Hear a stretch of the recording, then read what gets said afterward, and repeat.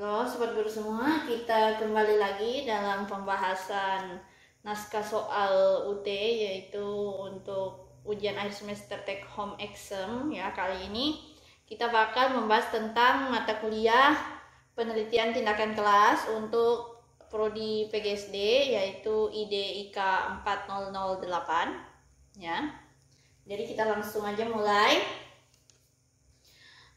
Nomor 1. Ya, silakan dibaca aja, ini panjang banget. Nah, intinya dari situ, dari kasus di atas, langkah PTK yang sedang dilakukan Pak Andi itu apa? Kemudian berikan penjelasan langkah tersebut ya. Jadi langkah PTK-nya apa gitu kan. Karena Pak Andi ini dia baru mengidentifikasi sih guys sebenarnya. Jadi aku bakal jelasin. Pak Andi harus melakukan langkah pertama dalam menyusun PTK, yaitu mengidentifikasi masalah. Karena tadi banyak banget masalah mengapa kalau dari teksnya tadi ya sebelumnya yang di sini mengapa dia merasa bahwa siswa itu kurang tertarik gitu dengan pembelajaran IPA. Makanya dia tuh kayak menyadari bahwa dia terlalu berpatokan kepada buku ajar sehingga dia tidak bisa mengaitkan materi dengan pengalaman belajar siswa. Dan kalau dia menjelaskan tuh banyak anak yang cuma bermain dan dia tuh kayak merasa mungkin pembelajarannya itu tidak menarik. Itu adalah sebenarnya awal mula kalau kita mau mengidentifikasi suatu masalah guys. Jadi ini tindakan Pak Andi itu adalah kegiatan mengidentifikasi masalah. Langkah mengidentifikasi masalah merupakan langkah awal yang harus dilakukan guru dalam melaksanakan PTK. Dalam mengidentifikasi masalah, guru harus melakukan refleksi pada kondisi, proses, dan hasil pembelajaran yang telah dilakukan. Melalui kegiatan refleksi, guru dapat mengidentifikasi berbagai masalah dalam pembelajaran dan memecahkan masalah tersebut. Ya, itu adalah mengidentifikasi masalah. Penjelasannya kalian boleh lihat, boleh juga langsung di screenshotkan seperti ini. Dan seperti ini. Silahkan di screenshot ya guys. Kemudian kita langsung menuju ke nomor 2. Ketika Bu Mira menjelaskan materi tentang perpangkatan dan akar, pokoknya ketika dia menjelaskan itu siswa tuh kayak apa udah mengerti gitu, tapi ternyata siswa tuh cuma geleng-geleng kayak nggak ngerti gitu, dan itu berdampak pada hasil belajar yang rendah. Kemudian berdasarkan kasus tersebut, A. Lakukanlah analisis kasus pembelajarannya, kemudian temukan akar penyebab masalah yang dihadapi Bu Mira. B. Berdasarkan analisis tersebut, buatlah alternatif tindakan perbaikan yang dilakukan oleh Bu Mira. Nah, kita masuk lagi di sini. Kita cari jawaban nomor 2. A tadi ya, apa akar permasalahannya sampai kelas Bu Mira menjadi seperti itu ya.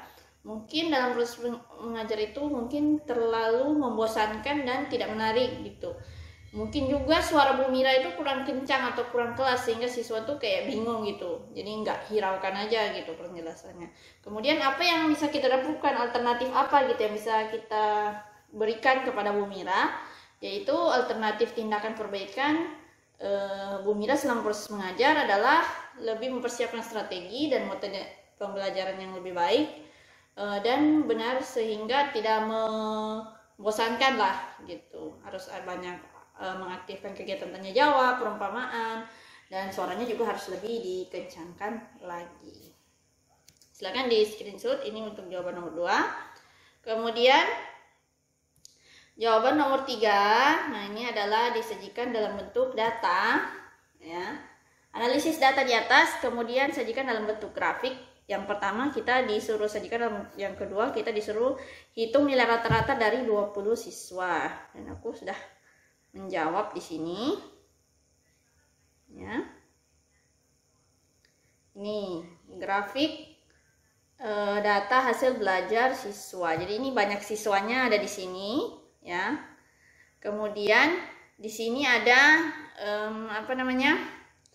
nilainya. Jadi yang 55 orang tadi ada berapa? Makanya kalian harus urutkan dulu datanya gitu. 55 orang ada 2 orang, kemudian 60 ada 3 orang, 65 ada 1 orang, 70 ada 2 orang. Ya, silahkan ya seperti ini guys ya contohnya. Yang hijau itu adalah nilai, sedangkan yang di sini adalah banyak siswanya ya, ada berapa siswanya. Oke, ini untuk grafik.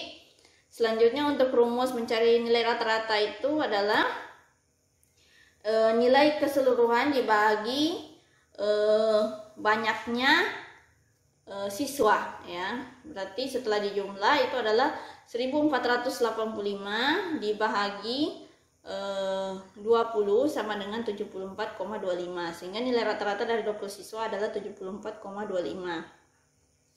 Kemudian kita melihat lagi nomor 4 guys ya. Nomor 4 soalnya adalah sebagai berikut. Nah, kemudian buatlah kesimpulan ya. Aku silakan kalian baca sendiri ya, terlalu panjang. Buatlah kesimpulan terhadap hasil PTK yang berdasarkan uraian kasus di atas. Kalian ingat kalau kesimpulan dalam PTK itu selalu penggunaan media apa gitu, misalnya penggunaan media audiovisual itu dapat meningkatkan misalnya motivasi belajar siswa di kelas gitu. Itu pasti adalah kesimpulannya. Kemudian sarannya kalian boleh aku kasih contoh seperti ini ya. Untuk kesimpulannya, penggunaan media audiovisual dapat meningkatkan aktivitas dan kemampuan siswa dalam menyimak cerita dan isi percakapan bahasa Indonesia kelas 5 SD Jatimekar. Sedangkan untuk sarannya aku mengambil seharusnya dalam pembelajaran menyimak baik dalam cerita maupun percakapan, guru kelas 5 SD Jatimekar hendaknya menggunakan media audiovisual yang lebih beragam dan menarik. Oke, itu aja yang bisa aku sampaikan. Kalau kalian yang suka dengan video ini, jangan lupa like, komen, dan jangan lupa klik tombol subscribe dan nyalakan tombol notifikasinya. See you on my next video. Bye.